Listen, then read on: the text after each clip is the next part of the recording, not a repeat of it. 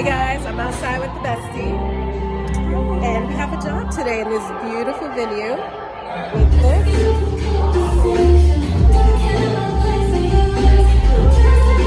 I'm the shots girl, so that will be my job today, giving everybody a taste of this wonderful alcohol cognac.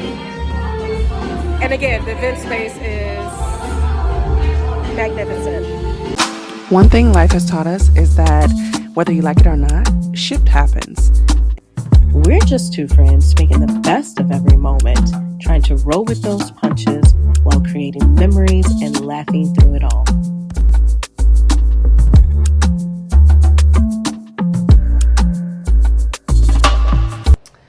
I'm Xavia. And I'm Lynda. And this is Shift Happens. We are going to support friends in this launch, and we ended up working. Yes. Okay. So it was supposed to start at 7. Yeah. We got there at 7:30. All oiled up, sliding through the streets of Chicago, looking cute. Listen, I had to make sure that my ankles weren't ashy. I know.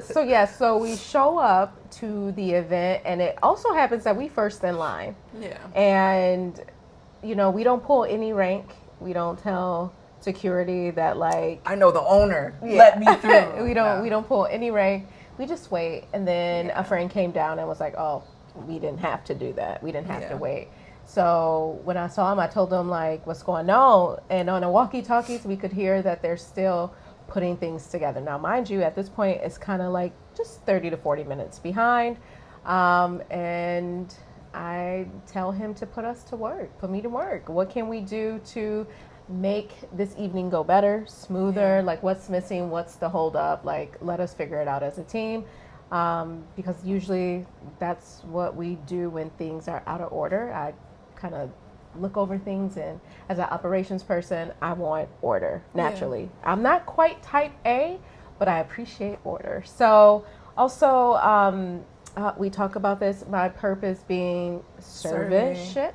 Yeah. And I don't know if I said this before, I have a servant leadership type style, and I lead to serve. So wherever I feel most useful on this earth, serving others. So that's kind of where I had that idea come in. So it was just a natural thing. It's okay, you see a need, you want to help. Yes. I think what corporate has taught me is that leadership is serving. You are in a place of seeing where there is a need, understanding what you can bring to something, what value you can add, and just inserting yourself and saying let me help. That is a certain type of leadership. So it shows up in everything. Even when we're going to have a good time, you see a need, and especially for a friend, it's an opportunity to help. So it ended up being such a beautiful night, and it did. Happy to help. Absolutely. Always happy to help, and that aligns with purpose, because it shows up in every decision that you make. It's just a part of who you are when you understand that that's me. I have an opportunity here. Let me just go ahead. Yeah, and do that. Obviously it's not for everybody. Otherwise, it's hard if everybody's giving who's receiving, and then the people who are usually receiving don't want to receive because they're the giver. It goes back to that. So speaking of leadership style, there is 5, right? Mm-hmm. You have authoritative dictatorship, that democracy, and all that type. So there is a place for everyone, and it's not always going to be servanthood. Right. And how I realized it was mine is just because that's the way I was born. That's my position in my family. That's how my mother put me to work. So whether it formed in my formative years, that's probably how it developed, right? And that's another thing, right? How do you find your purpose, right? And I think it's exploratory. You have to try a few things, like children. You have to put them in things in order for them to realize they like something or they don't, right? Yeah. I think you find your purpose through understanding things outside of yourself. That's your relationship with God, your children, and serving other people. Because when you are being selfless and you're putting yourself in a position to help other people, you gain a better understanding about what your purpose is, because your purpose isn't about you. Yeah. It's about what you give to the world. Mm-hmm. So when you're doing those things outside of yourself, you gain a better understanding of what your purpose is. Yeah, but I think before you wake up and say, oh, this is my purpose, Yeah. the question to ask is, how do I find it? How do I recognize my purpose? It's not always serving, because again, you can find it as a young person who's not serving. You're just into something that you enjoy. Purpose is also what you enjoy, right? It's music. Like my purpose might be to provide music. Granted, that way you can serve by creating for the outside help or something like that. So in that way, that's a way to think about it. But it's still not just serving, it's finding it what you enjoy. And then, I think that's the best part, is figuring out like, what do you enjoy? What would you do when you're not getting paid for it? People ask that all the time. Like, if you weren't getting paid, what would you do? You know what I'm saying? So I think that speaks a lot of our talent, skill, and ability, which is why I'm always like screaming those three things, because that's where you find your purpose or recognize a purpose in someone else. Sometimes you don't recognize it in yourself, and someone else will pull it out of you, and they'll remind you what you're good at. That's a part of it too, is what do people lean on you for? What do they ask you your help with? Yeah. But that to me goes back into servanthood. Yeah. It's about using your skill, your talent, and ability to help or to see a need and fulfill it.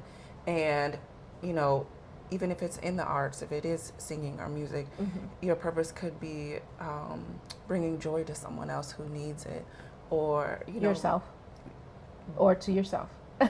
but it helps you be, because if you have, so I get it, because everything is going to thrive around serving others. We're a sociological type of community. Yeah, but to me, purpose is outside of yourself. It is. Yeah. But also, you can't enjoy your purpose or fully thrive in it if you don't enjoy it. You know what I'm saying? That's what I'm saying. Like, that's kind of, because it can change after a while, right? Somebody can ruin the joy of dancing, then you're no longer meant to. It'll keep popping up, I will say. What do you mean?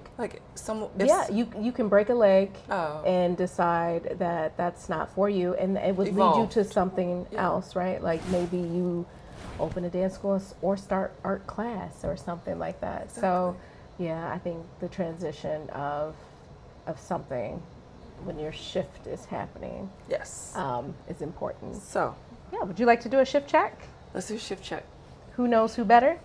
Let's do it. All right. Xavia, what's my biggest vice? Your biggest vice is sweets. Yep. I was going to say that too. That's it. What's mine? Oh, I don't know you very well after looking over these questions. Wow. Yep. You think you know someone. You think you know someone. Your biggest vice?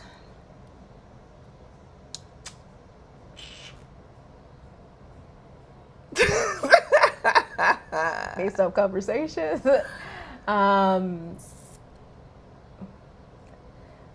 You sound problematic in my head. I'm like, alcohol. That's my vice. That's alcohol? What I'm saying now.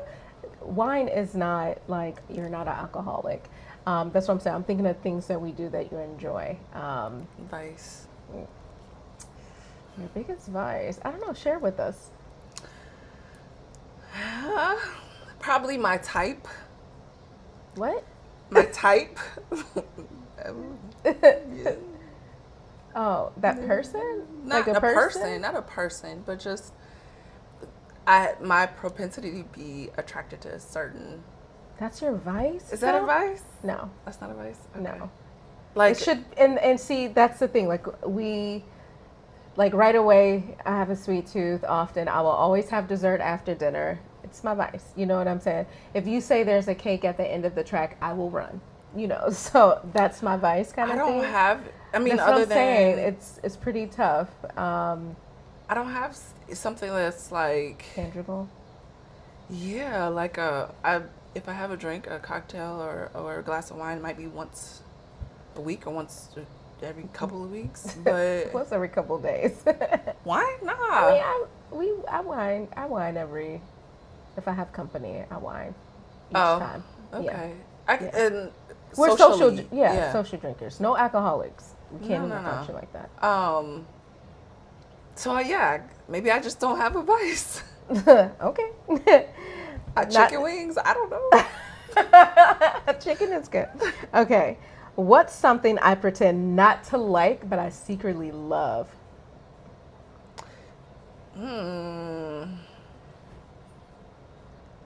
I don't know. Who picked these?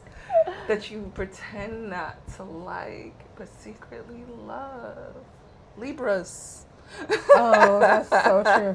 I tell her, I've never met a Libra that I actually liked. Lies. She's a Libra. My mother's a Libra. My cousin, who's one of my favorite, is a Libra. But I never met a Libra that I liked.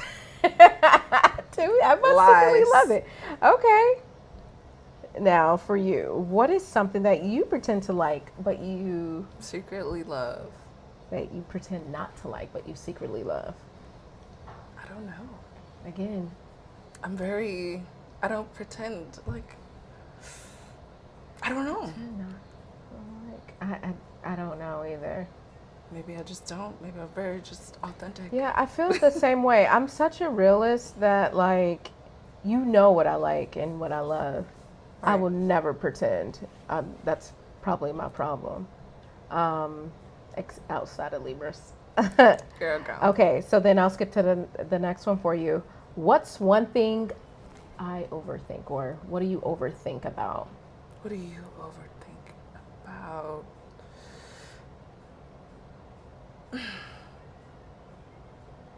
I will situational. That's it's not like an entire, like, you're always going to overthink about that. Yeah. It's situational. I will say you overthink about operational things like event planning, putting things. Yeah, because you want to pull everybody in, right? You want to be like, oh, can you help me? Can you help me? Can you help me? And then you're like, you already asked somebody to help you. Why do you have 3 people? Now you have 3 ideas to combat. Now it's going to take longer to make a decision. So stuff like that. It's not bad. It's just part of sort of like the way your brain works in a sense. But yeah, it's totally not bad. But I think that's the overthinking. Like, we need a location, so then you're going to tag everybody to find a location, and then it's going to be we had one, or you're overthinking. You could have just used this spot, and so I think that that's where the overthinking comes from. Maybe it's a Libra trait, like create anxiety where it doesn't need.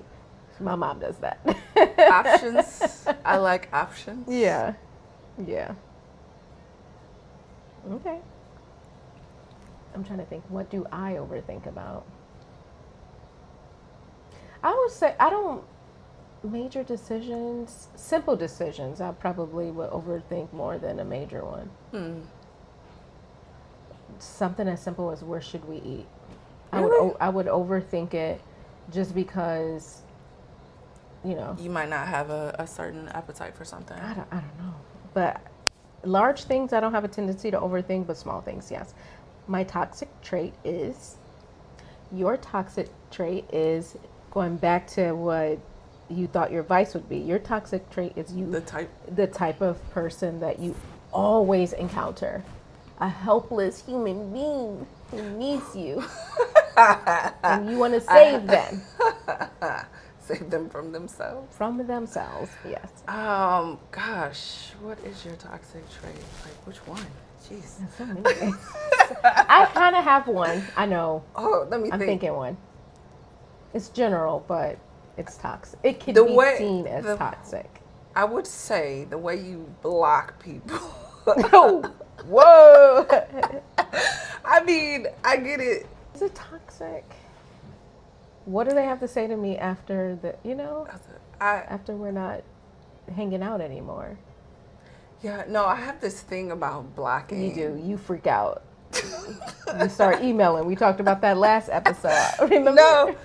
That wasn't because I was black, but that I have had situations that were hurtful because I felt like it wasn't deserving, so it's unnecessary. Yeah. Now your situation, I don't know if you.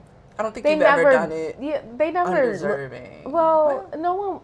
Well, Yeah. I mean, if I'm done with you, yes, I block. To be fair, initially I started to respect the person that I was seeing afterwards. You know what I Okay. mean? Yeah, So yeah, if yeah. I started dating someone else after a mutual separation or breakup, I would just block that person just so I can clear my mind and then move on. Yeah. And the last one, if I won $10 million tomorrow, what is the first thing that Xavier would do? It would be to, after clearing debt, because we already know we have to do that. Yeah. Investing probably in all of the ventures that are going on for sure. And then travel. Oof. I think I might travel like before a I big- even take care of debt. I'm like, you know what? I need to Yeah. just relax so I can think clearly Yeah. on what to do with this money. Cool. I think I would pay debt first so I can, because I have a feeling that if I flew across the Atlantic, I would buy property somewhere. Yeah. And before I did that, I would want to clear your it debt. up with America before I like get out of here. Because Yeah. me in America, we used to be like this, but now we kind of, they almost being blocked. So I'm almost blocking America. I would say also you would definitely a shopping spree. Like, I don't know. no? I feel like I've accumulated too many things, and Wait, how much would you get? 10. 10 million? I'm not going on a shopping spree. If you get a house with a bigger closet, you're not going on a No. shop. What I will do is probably throw away everything that I got And then and just- and have like a soft luxury refresh. Yeah. Definitely would have a killer vehicle. I am a car head. Okay. Shop for a and- car. Yeah. And then I would probably live, again, not here. Okay. And help out family, but Oh yeah. they would be on a budget. 'Cause, Yeah, you know, get this much. they get a trust, and then I would disperse because I Okay. wouldn't trust that they would keep, you know. Sure. I would like want to start businesses. Yeah. For certain I people would so like you to, can- I would probably do like philanthropy where I invest in businesses here and there. And like, I want to show up on a scene and see what the need is there. Sure. Servanthood again, and see how I can help to like boost it or something like that. Yeah. And then maybe have a statue put up of myself. All right. So we started talking about purpose Yeah. initially. And so the big question here is, what is purpose? So, my belief is your purpose is what the impact that you leave on this earth. When you're gone, what is your legacy?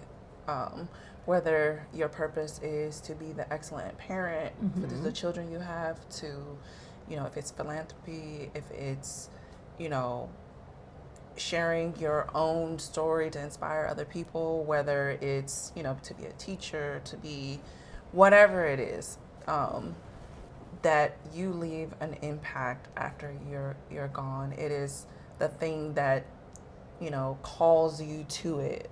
You know, you can't rest quite until you know that you're doing something to move towards that goal. That's a great It has nothing to do with, you know, you being the it's not self-serving, basically. Yeah.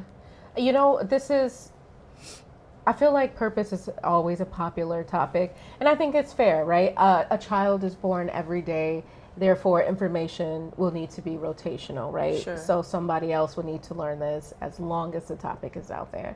I asked someone recently what their purpose was, and they said it was to help the youth, right? Okay.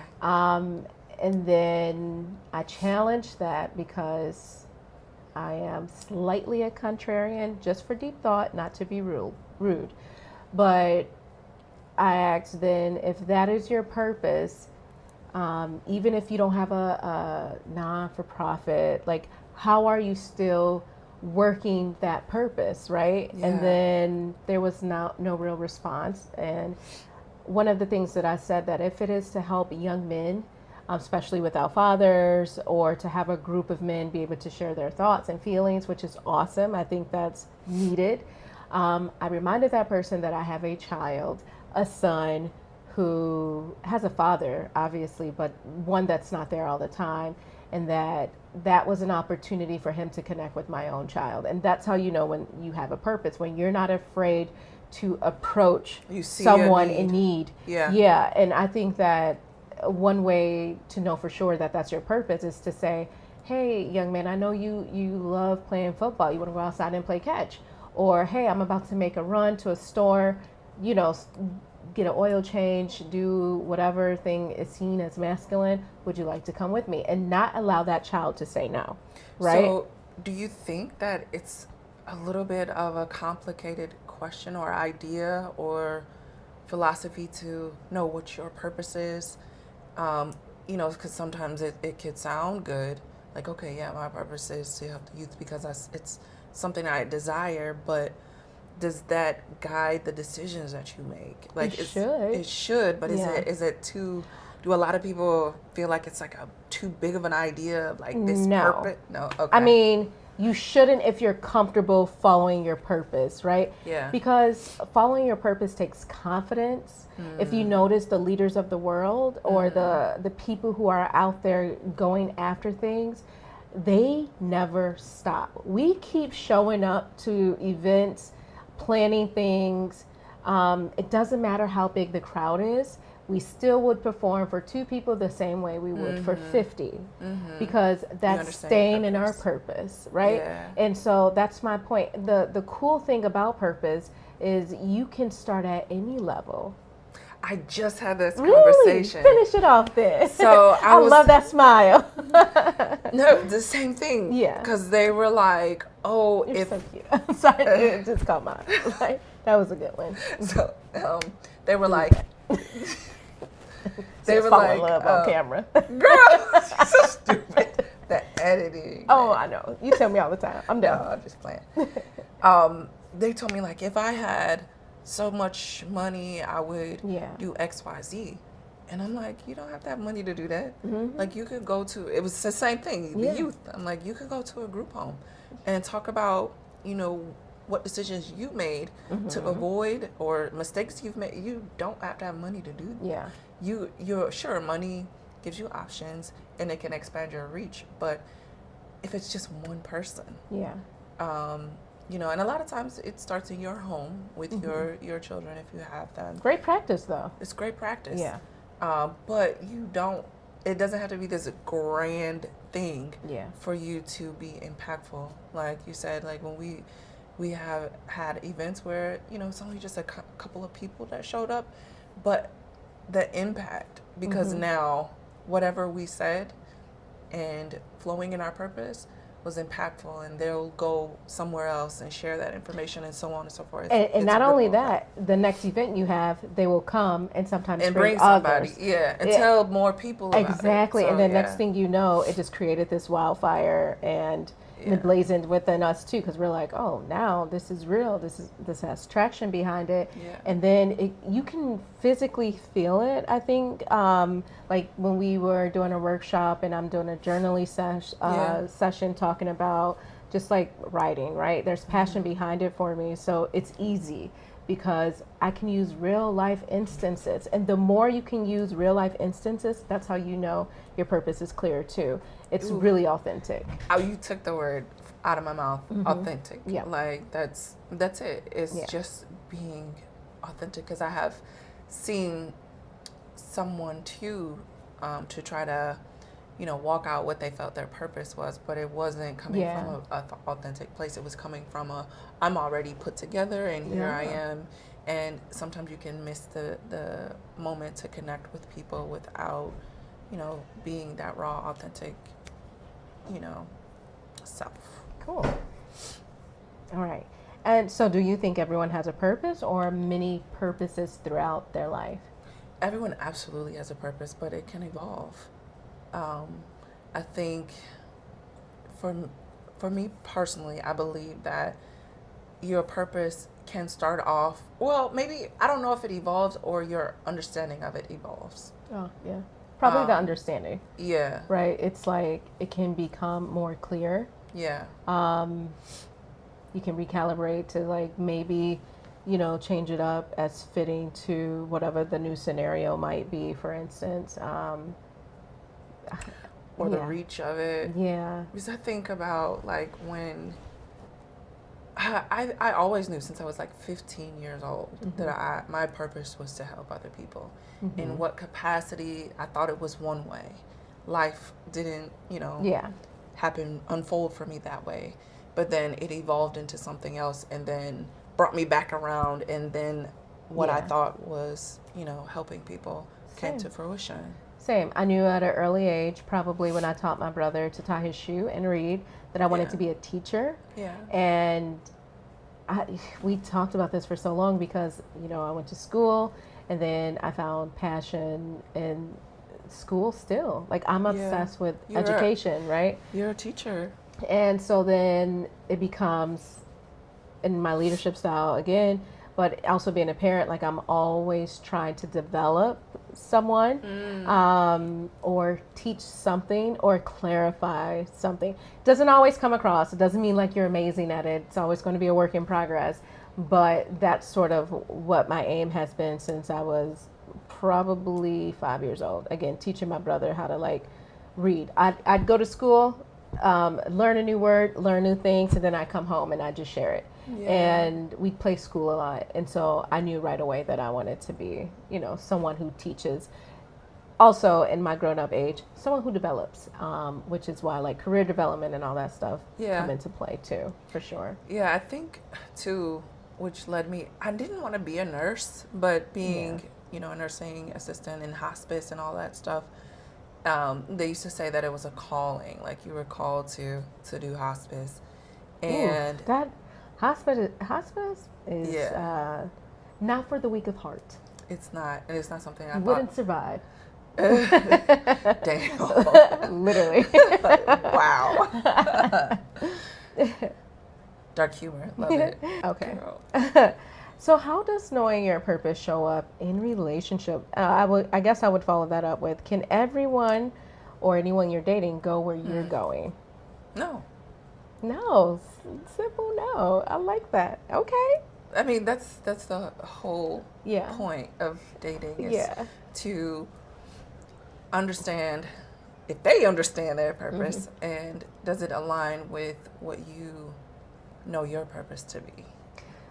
But how does knowing your purpose show up in a relationship? Oh, we use so many cliche words today. Intent. Right? Intention. And you got to be, another favorite word today is authentic. You cannot. And the word of the day is that part. You cannot fake your way into a relationship because we talked about this, the retention, right? You can't retain whatever it is you're faking unless you are moving in that right direction, but you should probably tell your partner, right?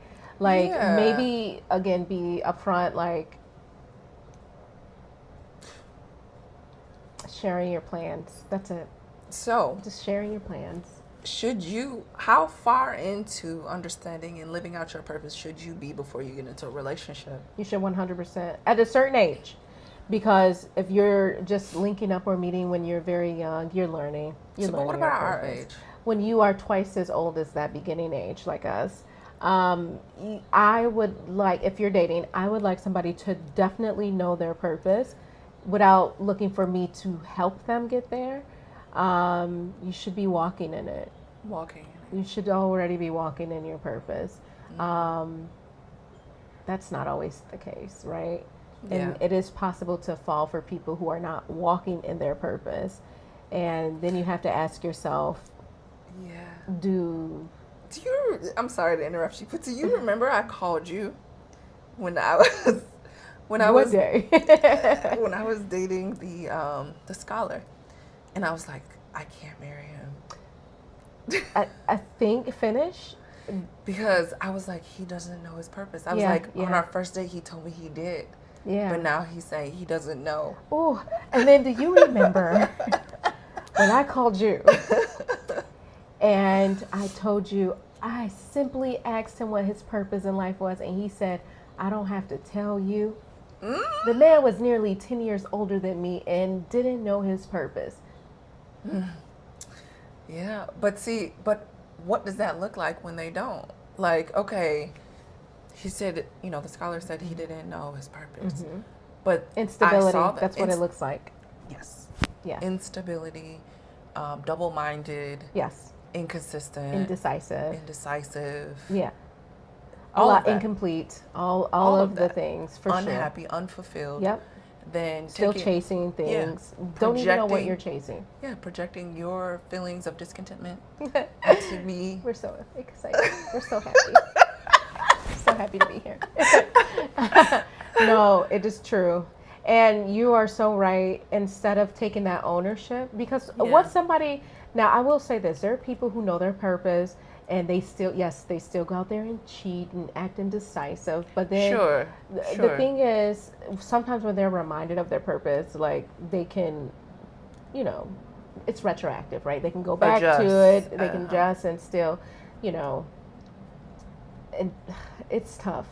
They still kind of connect the same way, can't act the same way. But the difference is it's less about them placing blame on you when they know their purpose. I feel like they might be, they know where they are. Readjustment. You remember when I was told once that, like, you look like a girl who would need a lot of attention.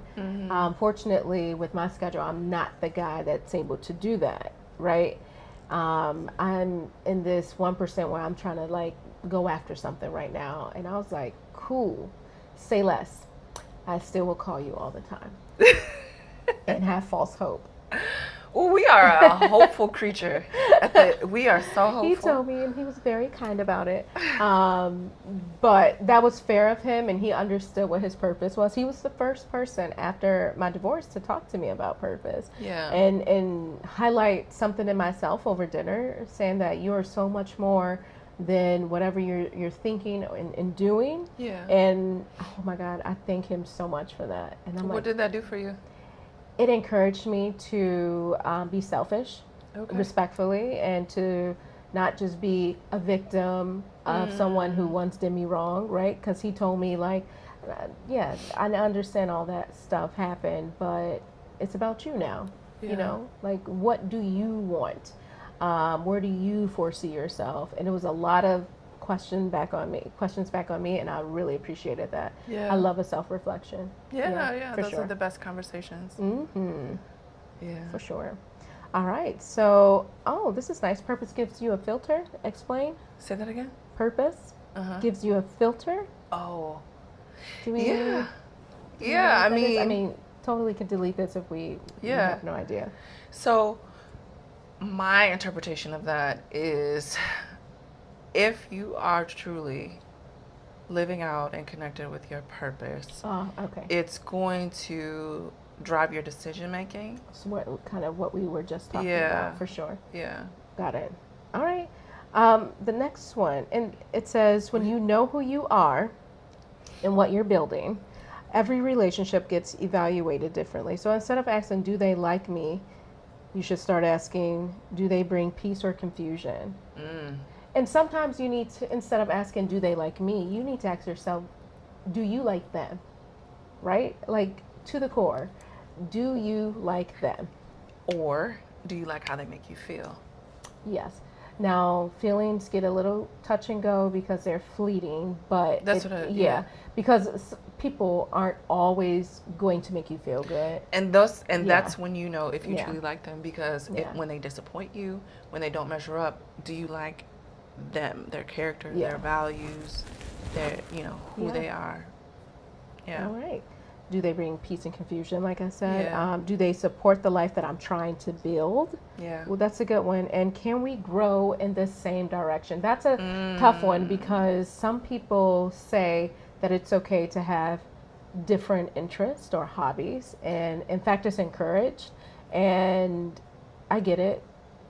It's helpful though to the relationship if you are into the same things. Yeah. But I've dated people who had a completely different hobby from mine. Did it add value to where you want to be? It did not add value to where I needed to be. And sometimes when you have your separate things going on, some people don't think they have to support that venture because they're like, that's your thing. You know what I mean? Yeah, I can see that. Yeah, for sure. So I think that's something for me, and it's different for everybody, but I would like to have some commonality with the person that I end up with for the long haul, for sure. I agree. I agree with that.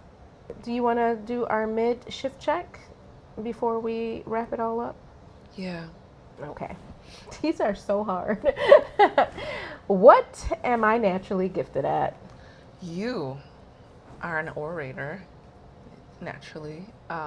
You are also, you have a gift of making people feel included, welcomed. I agree. I agree. I would have said that too. I think you're naturally gifted at sort of what we touched on, positioning yourself to be the helper, like a helpmate. Like this last week, you showed up for a family, and you really like, went all in and made yourself completely available. So I think that when there's someone in need, Xavia makes herself completely available, and you wonder how you have the time to do that. So I'm pretty sure all of us can be ever so grateful for that. So thank you, Fran. All right, what do I complain about the most? Currently or just in general? Currently, maybe? Oh. I would say, well, we always are like, I don't want to work. I want to do philanthropy. Yes. Yeah. Well, same. Yeah. We are so aligned with that. Yeah. This is so funny. We literally be at work sending each other a message like, man, this is so stupid. This is so fake. Meanwhile, we have to be like, but I'm blessed and I'm so happy I have it. Please don't take it away. But we are made for something more. And sometimes that realization feels like it's taken forever, which is why we were already thinking about our magic boards and how to plan our next venture in life for 2027. So can't wait. I know. Okay, so next, what would I be doing if money didn't matter? Philanthropy. All right. Which one of us is more likely to volunteer without being asked? Both. Yeah.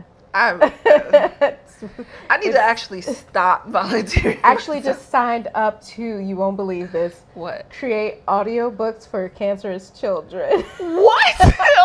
And that's great though. That's amazing. I get to use my voices. That is so well. That is like August 13th. Where did this opportunity come from? That's perfect though. Yeah, we are aligned with a nonprofit that creates audiobooks for children. So dope. I know. It's so dope. So I cannot wait to do that.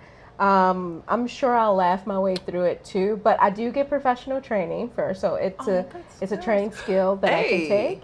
It's a little side hustle. I might have to think about that, right? They say volunteer, but I think they should have been paying us. But if they're training you, you could take so that we're training. Taking that skill. Yeah, for sure. So that's my latest volunteer venture that I'm most excited about. I have a meeting on Monday, so setting up for next year, I'll be volunteering with a organization that helps with people who are released from prison.